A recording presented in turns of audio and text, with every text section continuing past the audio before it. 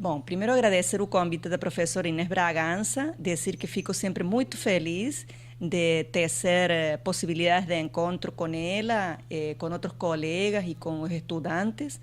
Agora da Unicamp, trabalhamos juntos com Inês durante 8 anos na Faculdade de Formação de Professores da UERJ, onde eu ainda trabalho. E depois trabalhamos juntas na coordenação da pós-graduação em Educação, Processos Formativos e Desigualdades Sociais, até a ida dela para a Unicamp. Isso nos tornou, além de pessoas que compartilham certas questões, desafios e paixões no campo da educação, nos tornou amigas. E então sempre muito feliz responder o chamado de um amigo, né? Então, primeiro agradecer isso e dizer que estou feliz por poder participar, nem que seja a partir desse vídeo. Bom, quando recebi a convocatória de Inês, ela me falou que vocês tinham ido com a disciplina de estágio supervisionado ou práticas para uma escola e que uma das questões que ficaram como questões mais fortes a serem pensadas era a questão da inclusão escolar. Então, como ela sabe que eu trabalho há alguns anos nesse campo, daí que surge essa conversa. Bom, primeiro dizer que, como falei para vocês, sou professora da UERJ e dentro da UERJ, aproximadamente desde 2011, eu coordino um coletivo que nós chamamos Coletivos Diferenças e Alteridade na Educação, que discute e problematiza principalmente esse campo de estudos e práticas e políticas, que é o chamado campo da educação especial, também chamado campo de inclusão escolar, enfim. Nós chamamos como campo de saberes, como o campo de discussão das diferenças em educação, né? Bom, esse coletivo está composto por professores da UERJ e de outras universidades, estudantes de graduação, pós-graduação, também da FP, gestores de políticas públicas dos municípios do que compõe o leste fluminense, que é a região de abrangência da UERJ. Nós estamos em São Gonçalo, região metropolitana do Rio de Janeiro. Estudantes e professores das escolas básicas ligados o campo de educação especial e famílias de pessoas ditas pessoas com deficiências, principalmente mães. Nós atualmente estamos trabalhando com 3 mães de pessoas diagnosticadas ou ditas pessoas com deficiências. E esse coletivo, então, tem como campo de discussão e problematização, ou, mais que isso, queria dizer, esse coletivo tem como 3 linhas de abrangência. É um dispositivo que se compõe de linhas e essas linhas que atravessam nossa discussão poderiam ser conceituadas como linhas transversais à discussão da diferença da educação especial ou de inclusão em nosso coletivo. Uma delas tem a ver com a convicção teórico-epistemológica de que o conhecimento se produz em redes. Como pensamos isso? Pensamos que reduzir a discussão e a produção do conhecimento apenas à universidade limita, diríamos assim, nossa possibilidade de entendimento e luta nesse campo. Nós pensamos que no entrecruzamento de espaços de produção de saberes que pode-se pensar e pode-se forjar um saber um pouco mais complexo daquele que forjamos em diferentes campos por separados. Vou explicar isso. Por exemplo, o conhecimento científico, acadêmico-científico, ele é produzido principalmente dentro das instituições que trabalham com ciência, né? Então, uma delas é a universidade. Depois temos conhecimentos que se produzem da prática e da experiência escolar, produzida nas escolas. Conhecimentos que têm a ver com a produção de políticas públicas, de cómo se gestan y se implantan las políticas públicas como dispositivos, que son producidas nos gabinetes, muitas das vezes nos gabinetes das prefeituras. E saberes e conhecimentos que têm a ver com a experiência de ser família e de ser pessoa dita pessoa com deficiência. Esses conhecimentos por separados, eles não são tão potentes como juntos, entrecruzados, tensionados, conflictuados, colocados a conversar e a ampliar as possibilidades de entendimento desse campo. Então, nosso coletivo aprecia muito essa concepção da produção de saber e de conhecimento como um espaço de complexidade e de diferença, e por isso apostamos que o coletivo não esteja só composto por pessoas da universidade. Então, essa é a primeira premissa, vamos dizer assim, desse coletivo. A segunda questão, que tem a ver um pouco mais com uma discussão político-epistemológica também, tem a ver com a função que esse coletivo assume politicamente em relação a esse campo. O campo da educação especial é um campo tradicionalmente, historicamente, muito marcado pelas concepções médicas. É um campo onde o discurso médico e o discurso jurídico têm tido uma força predominante em desmedro de outros discursos, e um campo que tem produzido muito fortemente um discurso de falta em relação a essas pessoas que têm sido denominadas historicamente de diferentes formas: excepcionais, anormais, pessoas com deficiências, pessoas com necessidades educacionais especiais, pessoas especiais, enfim. Esse campo, então, tem se ocupado muito mais de produzir, em certa forma, do estudo da produção da anormalidade, que do questionamento da ideia que forja o conceito de normalidade. E nosso coletivo opera de forma contrária, ou pretende operar de forma contrária. Quer dizer, nós entendemos que a principal função de quem atua nesse lugar de discussão hoje de educação especial é o desmanche do conceito das políticas e práticas que produzem o conceito de normalidade. Então, nos interessa muito pouco, por exemplo, todos os estudos que têm a ver com estudar como o surdo aprende, como o deficiente mental aprende, métodos para atender autista, métodos para atender... Isso nos interessa pouco, não que a gente desvirtue ou ache que está errado, mas nos interessa muito mais o antes de pensar o método de ensino e as formas de aprendizagem. Nos interessa pensar como é que se produz esse lugar de falta nos sujeitos que compõem o público-alvo, como diriam as políticas, da educação especial. E que, por isso, daí surge uma posição discursiva, que acho que já falei aqui, tem a ver com nomear esses sujeitos como pessoas ditas ou chamadas pessoas com deficiências. Porque não foram eles que se chamaram pessoas com deficiências. Esse discurso e esse nome, pessoas com deficiência, é um discurso produzido principalmente do discurso jurídico e médico, que dizem como nomear o outro. Então, se dizem como nomear o outro, eles são ditos pessoas com deficiências, diagnosticadas pessoas com deficiências. Mas não são as únicas formas que essas pessoas podem ser chamadas. Ou seja, o que eu quero colocar aqui é que o que escolhemos e tornamos um nome ou uma nomeação natural para nos referir a essas pessoas são discursos produzidos social e politicamente por dois discursos que atuam como dispositivo de produção de verdade: o discurso médico e o discurso jurídico. Nós operamos em uma linha diferente, ou tentamos de novo operar em uma linha diferente dessa, que é entender que esses sujeitos e as condições de vida são marcadas pela diferença.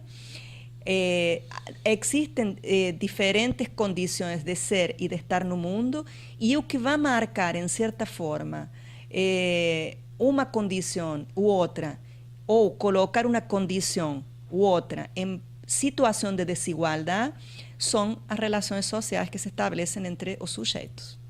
Então, se de cara eu defino o outro desde um discurso médico, como por exemplo, uma pessoa com um transtorno de espectro autista, como uma pessoa que não se comunica, eu já estou dizendo de cara que ele tem uma falta, que ele tem uma falha e que deve ser reparada a partir de diferentes dispositivos. Um dispositivo, por exemplo, escolar, a partir da escola, né? Ou um dispositivo médico a partir, por exemplo, das terapias de reabilitação. Eu posso dizer, desde outro lugar, que as pessoas com uma condição que foi chamada de condição ou de espectro autista têm diferentes formas de se comunicar, que elas diferem das formas hegemonicamente conhecidas por nós e consideradas formas de comunicação. Então, por exemplo, algunos gestos y algunas manifestaciones corporais, muitas das vezes, por nós, são consideradas comunicação. Então, é muito difícil, ou nós não compartilhamos, por exemplo, dessa ideia tão divulgada de que os autistas não se comunicam. Toda conduta é comunicação, então todo mundo se comunica. O que faltam, talvez, são dispositivos criados na relação com essas pessoas que nos ajudem a entender melhor como essas pessoas se comunicam. E daí produzir, então, uma comunicação um pouco mais funcional para todos, né? Então, com isso, quero dizer que a segunda linha do coletivo é essa, problematizar muito mais a produção de normalidade que nos obsessionar, como diria Carlos Esclier, pelo estudo, discriminação, categorização do que foi chamado de diferente.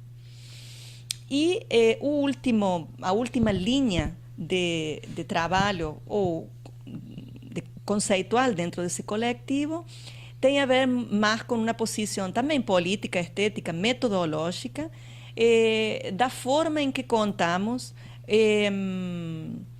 nossas pesquisas e nossos projetos acadêmicos na universidade. Eu sou uma professora que atua dentro da pós-graduação e dentro da graduação, e como tal oriento monografias, dissertações e etc., né?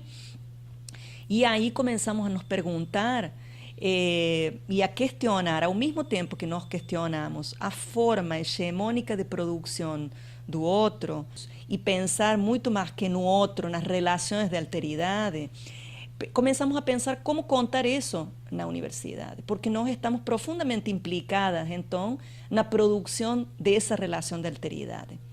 E conforme questionamos, então, uma política única de produção do outro, também questionamos uma política única de produção da metodologia e da escrita acadêmica. Consideramos que das formas tradicionais e hegemônicas, as relações, ou mais que as relações, os outros, sempre foram tratados e escritos a partir de dois discursos escriturísticos. O discurso judicializado, que é a partir das leis, né, que escrevem sobre o outro, e o discurso médico, que tem narrado o outro prioritariamente ou privilegiadamente a partir do que se conhecem como laudos médicos ou diagnósticos médicos produzidos não apenas por médicos, mas também por pedagogos que assumem o discurso médico como discurso próprio da pedagogia.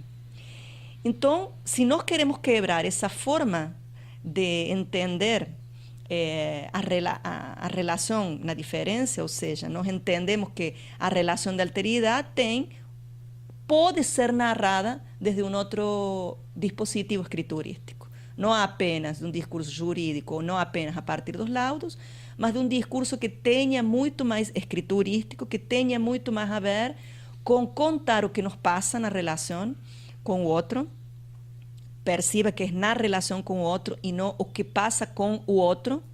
Então, contar o que nos passa na relação com o outro, contar a experiência, e aqui o conceito de experiência de Benjamin, não aprofundado, mas trazido aos contextos da educação brasileira, principalmente por Jorge La Rosa. Então, como narrar aquilo que nos passa na educação, na relação com o outro. E aí o discurso hegemônico, da forma em que hegemonicamente foi tratado o outro, nos limita. E nós, então, criamos diferentes dispositivos para poder narrar essa relação. Diferentes dispositivos que também enunciam que dentro da academia é importante defender e afirmar a possibilidade de produzir ciência e de escrever ciência de uma forma diferente daquela considerada hegemônica. E que tem marcado também, tem sido marcada como um padrão de normalidade. Isso é ciência, aquilo é literatura, aquilo é arte, aquilo é relato de experiência, etc. Que essa forma de produzir conhecimento tem feito isso. Nós assumimos que podemos produzir ciência e podemos produzir textos dissertativos, monografias e teses em outra língua. Para isso, criamos com outras pessoas, é claro, e teóricos, dispositivos diversos, biografemas, paisagens sonoros, ensaios, crônicas, mônadas, biofotografemas e principalmente a utilização do diário como um dispositivo de escrita de si. Então, essas são as três grandes questões que o coletivo aborda. E só para trazer, talvez, alguma outra discussão relacionada à inclusão escolar, que é um pouco o nosso campo de práticas, quer dizer, a partir de 2008, no Brasil, vou falar do Brasil, o Brasil assume a Política Nacional de Educação Especial na perspectiva de educação inclusiva como a política contemporânea que vai regulamentar esse campo chamado anteriormente ou historicamente de educação especial. A partir dessa política, que é uma política forjada a partir de discussões nas universidades, nos movimentos sociais, uma política que apresenta ainda grandes limitações e grandes críticas a nosso modo de ver, mas que significou um avanço importante, principalmente no que significou trazer como responsabilidade de todo o tecido social alguma coisa que historicamente foi colocada como responsabilidade apenas das famílias das chamadas pessoas com deficiência e das pessoas com deficiências. Agora, ao instituir que esses alunos teriam que ser escolarizados na rede regular de ensino, a partir da matrícula no atendimento educacional especializado, que funcionaria dentro das escolas regulares, a política diz: todos nós temos que assumir essa responsabilidade ética. E isso não é fácil. Isso significa tensões, significa tempo, significa negociação, significa principalmente também começar a discutir a implantação da política não apenas a partir do discurso macropolítico, que é a produção do marco jurídico, mas principalmente das micropolíticas, ou seja, como a inclusão escolar se materializa nas escolas. E aí nós temos, pelo menos, dezenas dentro do coletivo de experiências para contar, algumas singulares, muito interessantes e muito ousadas, e outras que reproduzem ou que apenas reproduzem a forma tradicional de entender a educação especial, de uma forma maquiada, mas que continua sendo uma educação segregacionista, uma educação preconceituosa, etc. Então, o que eu queria colocar é que, para nós, a discussão da inclusão escolar não é uma inclusão que possa ser feita em geral. É uma discussão que tem, pelo menos, dois campos problemáticos. Um campo macropolítico, e aí é importante se implicar e discutir, porque são as políticas que produzimos e nos regulamentam ao mesmo tempo. mas principalmente o espaço de atuação de nosso coletivo é o espaço micropolítico. É nas escolas, junto aos professores, à família e às pessoas ditas pessoas com deficiências. Como nós entendemos que a inclusão, que a discussão da inclusão chega e produz um certo deslocamento dentro da própria discussão educacional. E aí nós conversamos bastante com Carlos Esclir, que é um amigo e uma pessoa que tem trabalhado muito para que possamos pensar esse campo de uma forma diferente da forma tradicional que se pensa o campo da educação especial e que nos ajuda também a problematizar os próprios sentidos da inclusão escolar ou da inclusão. Quer dizer, a inclusão, assim entendida em geral, ela tem diferentes sentidos e ela pode ser usada como um conceito completamente capturado, né? E não dizer nada, mas estar aí porque é pauta contemporânea das discussões da educação, ou dizer outras coisas a partir das práticas instituintes ou práticas micropolíticas que acontecem nas escolas, que não sempre são chamadas de inclusão, mas que para nós são práticas inclusivas. Atualmente nós estamos tentando pensar a inclusão, deixar de falar de inclusão para pensar em muito mais no que significa o sentido do que seria estar juntos na escola. Então, deslocar ou problematizar o conceito da inclusão a partir de nós problematizar o que significaria estar juntos na escola. E aí, então, problematizar o próprio surgimento do conceito de inclusão, que ele surge nos anos 90 como uma política que vai, em certa forma, nos ajudar a pensar e implantar uma escola para todos. Isso desde a Declaração de Salamanca ou antes da Declaração de Salamanca. Nós questionamos essa prerrogativa ou essa concepção da inclusão como aquilo que nos permite pensar uma escola para todos. E pensamos, então, que a inclusão pode ser pensada também como escolas para qualquer um. Então, fazemos um quebre de uma escola para todos, para pensar escolas, no plural, para qualquer um. Porque como Werneck, que é uma autora brasileira, disse no seu livro, tem um livro que coloca uma pergunta muito interessante, que é quem cabe no seu todos? Todos também têm deixado historicamente muitos fora.